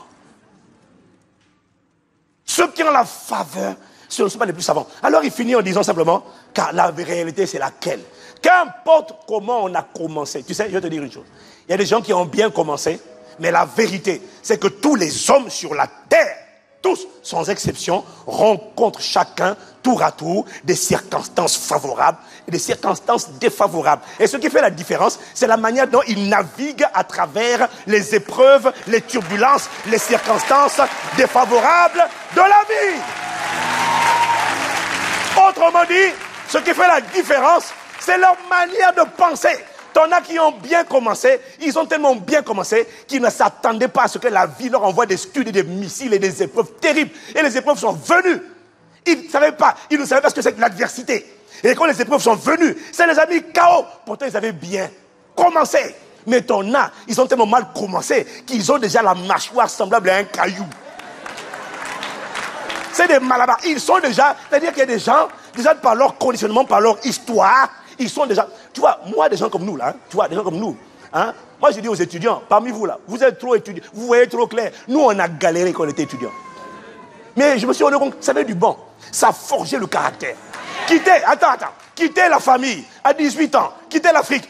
Bon, je suis né ici, j'ai grandi en Afrique, après je suis revenu à 18 ans. Donc, depuis 18 ans, ici. Mais quand tu viens là, et qu'il n'y a pas les parents, mon gars, tu galères. On a vécu dans des foyers étudiants compliqués, galère. Tout était galère. Mais tu sais ce que ça fait? On mangeait les pâtes, on apprenait à faire les omelettes. Mais ça faisait du bien.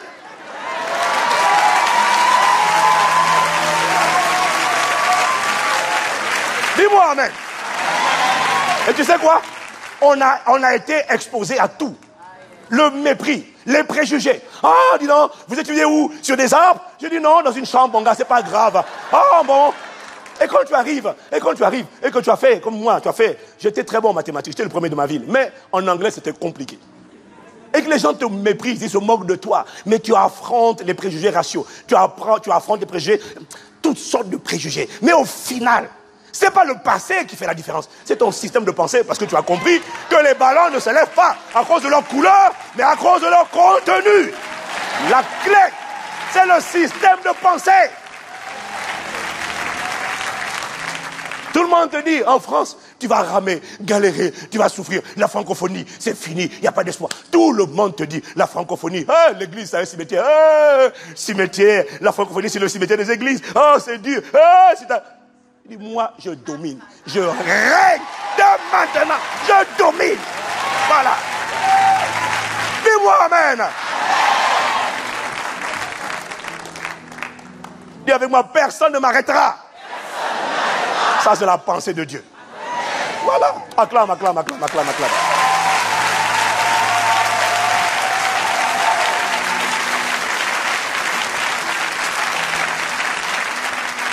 Ça, c'est la pensée de Dieu. Toute pensée qui vient te dire, le problème, c'est le viol que tu as subi, c'est l'inceste. Non! C'est ton système de pensée. Quand tu dis, Jésus a dit, ne craignez pas ceux qui peuvent détruire le corps. Craignez celui qui peut faire périr le corps et l'âme dans la chaîne. On a touché le corps. On a dégradé le corps. On a flagellé le corps. On a maîtrisé le corps. Mais Dieu merci, il y a un nouveau conducteur dans la place. Dans ta pensée, sépare ton corps de ton esprit. Sépare les deux. Je ne suis pas un corps. C'est possible. Et si une pensée vient te dire, oui, mais tu sais, un père n'a pas le droit de faire ça, c'est terrible. Tu dis oui, je reconnais que c'est terrible. Mais je refuse d'être le prisonnier de mon passé. Et je refuse de maudire mon père, parce que celui qui maudit son père ou sa mère, il mourra. Je ne maudirai pas. Je demanderai pardon pour la folie de mon père, pardon pour la folie de ma mère. Mais toi, pensée d'apitoiement là, toi, je ne t'accepte pas. Moi, j'ai été accepté en Christ. Peut-être que mon père ne m'a pas aimé, peut-être qu'il ne m'a pas accepté. Mais Dieu m'a accepté. En Christ, je suis accepté. Et ça sera ça, l'objet de ma pensée.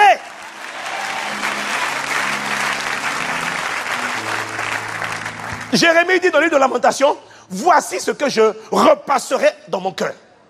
Il choisit, il ne subit pas. Il dit, voici ce que je repasserai dans mon cœur. Voici ce que je me dirai. Voilà les pensées que je vais repasser dans mon cœur. C'est que les bontés de l'Éternel ne sont pas épuisé. Cette compassion se renouvelle chaque jour. Voici ce que je repasserai au-delà de moi-même. Penser, c'est ça que tu vas penser. Bref, toute pensée qui vient te dire le problème, c'est ce que tu as subi hier. À partir d'aujourd'hui, dis à cette pensée que c'est une pensée rebelle. Je te rejette au nom de Jésus et je te ramène prisonnière ici là, captive à l'obéissance à Christ. Et moi, au reste, ce qui sera de la vérité, ce qui sera pur, saint, vrai, honorable, vertueux, digne de louange, ça sera l'objet de mes pensées. Philippiens 4, verset 8.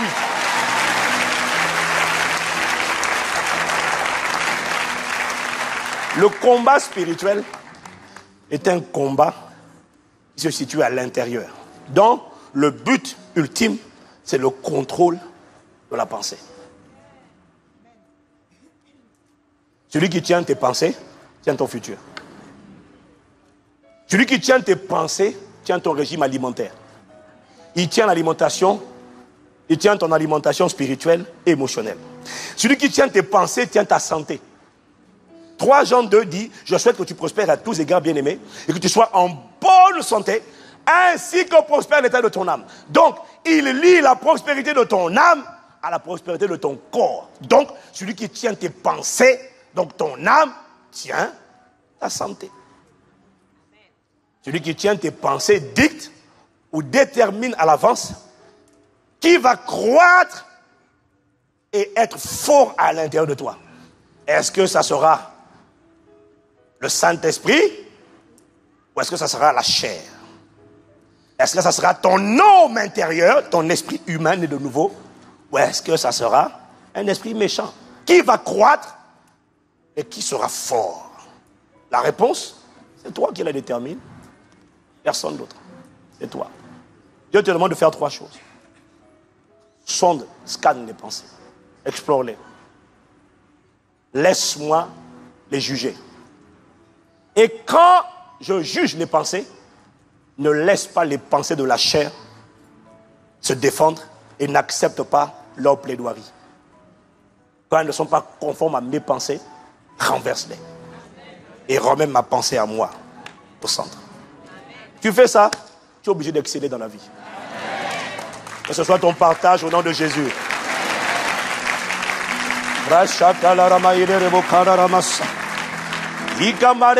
Inclinons la tête et prions. Oh, Matelebo, Silarama, Indelebo. Il est de Bocata, Larama, Celeremo. Ruki Madaramos, Keteleremo. Rends grâce à Dieu pour ses pensées. Demande à Dieu la pensée de Christ. Demande pardon pour toutes les pensées d'excuses. Demande pardon pour chaque fois que la parole de Dieu a jugé les pensées qui étaient dans ton cœur et que tu as voulu les défendre, demande à Dieu pardon d'avoir accepté les plaidoiries de la chair qui essayait de justifier, d'argumenter pourquoi elle devait rester.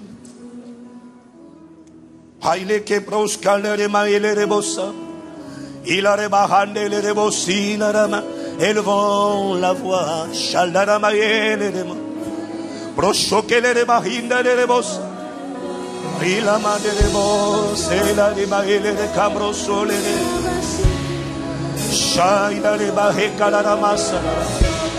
donne-nous désormais de sonder, de connaître tes pensées.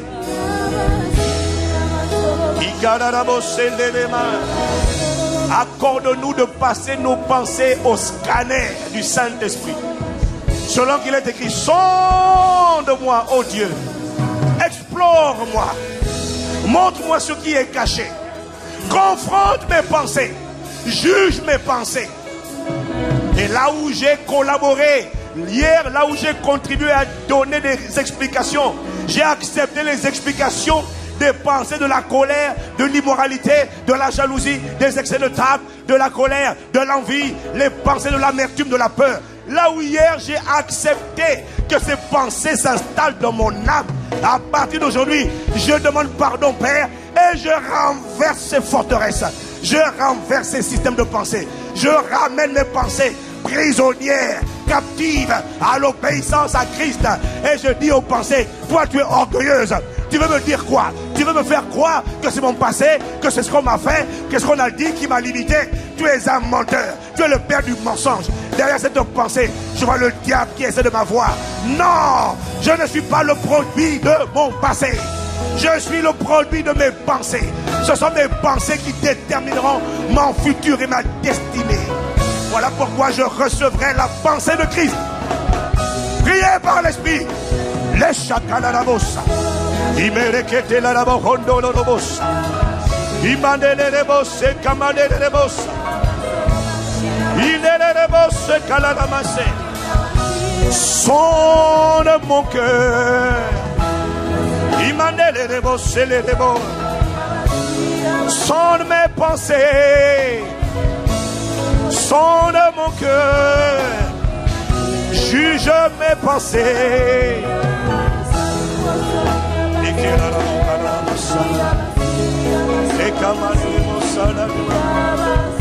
Confronte mes pensées. Confronte-les. Hier j'ai évité la confrontation, mais je suis de nouveau prêt. Confronte mes pensées. Parole de Dieu. Confronte mes pensées. Confronte mes pensées.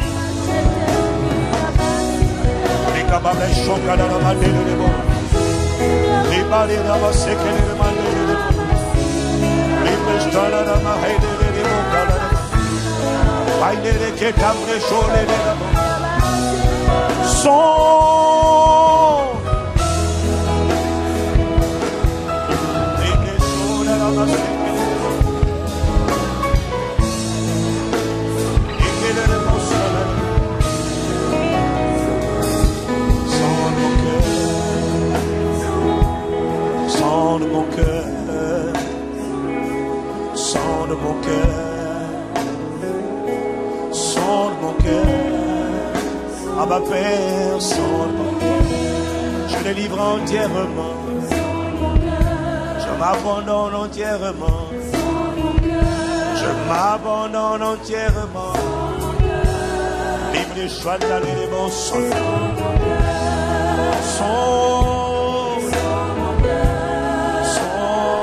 mon cœur, sonde mon cœur, juge mes pensées, juge mes pensées, juge mes pensées, juge mes pensées. Je ne m'éclipserai plus, je ne fuirai plus les questions, je n'éviterai plus les interrogatoires, j'accepterai Père de répondre avec l'assistance du Saint-Esprit. Juge mes pensées.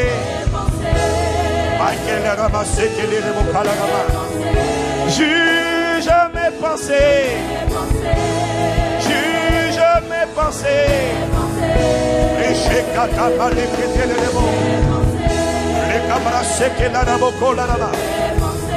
Le passé n'est pas assez puissant pour prédire ton futur. Le passé n'est pas assez fort pour te retenir. Le passé ne contient aucune puissance. Le passé est mort et enterré pour toujours. Le passé ne peut pas te limiter. Ce qui peut te limiter, ce sont les pensées de la chair. Ce qui peut te limiter, ce sont les plaidoiries de l'impudicité, les plaidoiries de l'échec, les plaidoiries de l'abus, les plaidoiries de la peur, les plaidoiries du découragement, les plaidoiries de la tristesse. C'est eux qui peuvent t'arrêter. Ce sont elles qui peuvent te stopper. Mais à partir de maintenant, juge mes pensées. Personne n'a la capacité de m'empêcher d'être ce que tu veux que je sois. Donne-moi la pensée de Dieu. Que toute pensée contraire soit renversée. Que toute pensée orgueilleuse soit abaissée. Ramenée prisonnière à Christ. Je penserai les pensées de Dieu.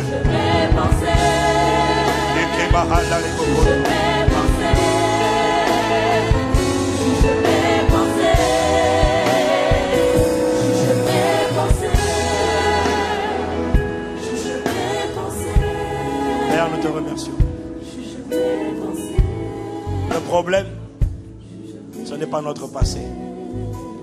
Accorde-nous la grâce de le réaliser, d'en être conscient, de racheter le temps en capturant dès maintenant la pensée de Christ, la pensée de la vérité, la pensée de l'éternité. Toute pensée qui n'est pas conforme à celle de Christ est un mensonge qui vient de l'enfer et de la chair. Qu'elle soit renversée au nom de Jésus. Reçois la capacité, reçois le discernement, reçois la détermination, reçois à partir d'aujourd'hui la hardiesse pour renverser, discerner les mauvaises pensées, les assujettir, les ramener prisonnières afin qu'elles se soumettent à Christ et que tout en toi reflète la pensée de Christ. Merci Père, au nom de Jésus. Amen. Amen. Amen. Amen. Amen. Amen.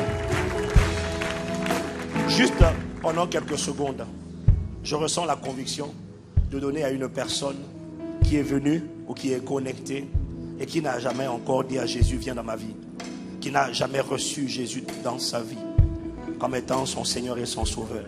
Tout commence, mon frère, ma soeur, avec la reconnaissance de qui est Jésus. Qui veut que Jésus soit le Seigneur et le maître de sa vie? Rapidement, lève seulement la main. Lève la main. Levez la main là où vous êtes. Les têtes inclinées, les autres inclinez la tête. Qui veut que Jésus vienne dans sa vie? Tu sais que tu ne l'as pas encore reçu. Et tu dis, Seigneur, je veux que tu viennes dans ma vie. Gardez la main levée. Je veux que tu sois mon Seigneur. Je veux que tu sois mon Sauveur. Je vais vous demander une chose, s'il vous plaît, de prendre vos affaires, de venir devant. On va avoir 5 minutes de votre temps, mais prenez vos affaires. On va prier pour vous. On va prier pour vous. Vite, vite, vite, venez, s'il vous plaît. Venez devant. Il y a de la joie dans le ciel. Une seule personne qui se reprend. Je vais faire une prière rapide pour vous. Vous recommander à la grâce de Dieu. Est-ce qu'on peut acclamer?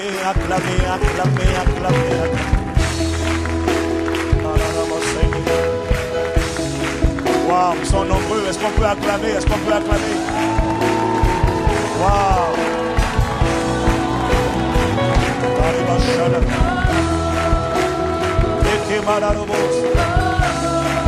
Pour avoir la pensée de Dieu, il faut déjà commencer par recevoir Jésus dans ta vie, afin qu'il te communique sa pensée.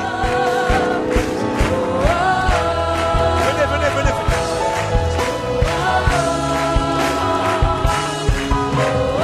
Avancez.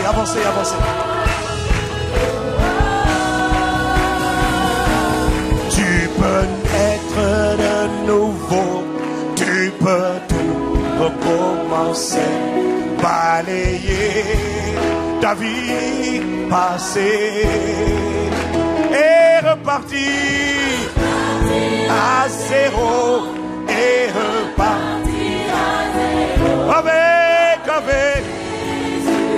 pour berger et repartir avec la pensée de Christ, avec la pensée de Jésus. Et tu peux repartir et repartir à zéro et repartir à zéro avec Jésus pour berger et repartir à zéro et repartir à zéro avec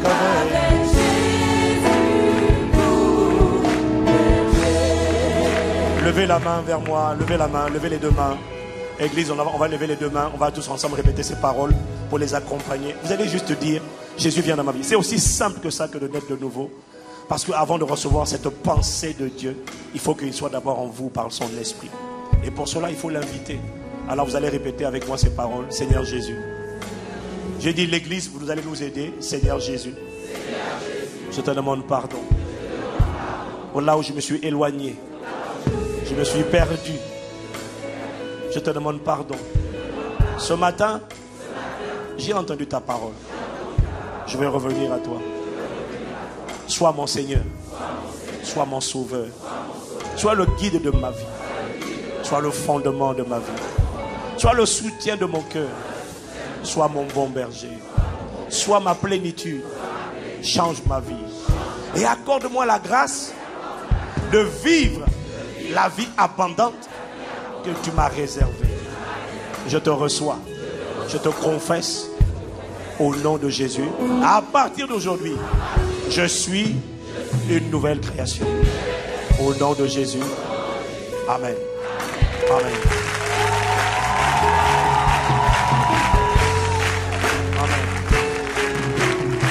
Je vais vous demander pendant 5 minutes, ils vont vous prendre, le pasteur Peggy est là, on va prendre vos coordonnées, on va vous appeler dès cette semaine et on va vous expliquer ce que vous venez de faire. C'est la prière la plus importante de votre vie que vous venez de faire. La prière la plus importante de votre vie. Est-ce qu'on peut acclamer juste 5 minutes? Est-ce qu'on peut acclamer le Seigneur pour eux? Alors normalement toutes les salles sont pleines ici, mais on va trouver un espace pour vous. Est-ce que vous pouvez les suivre rapidement, s'il vous plaît? Rapidement, s'il vous plaît. Et repartir.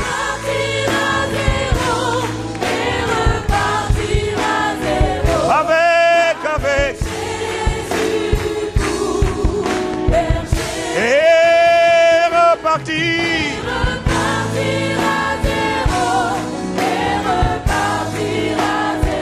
Wow.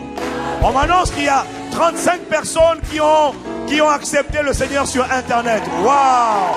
Et repartir.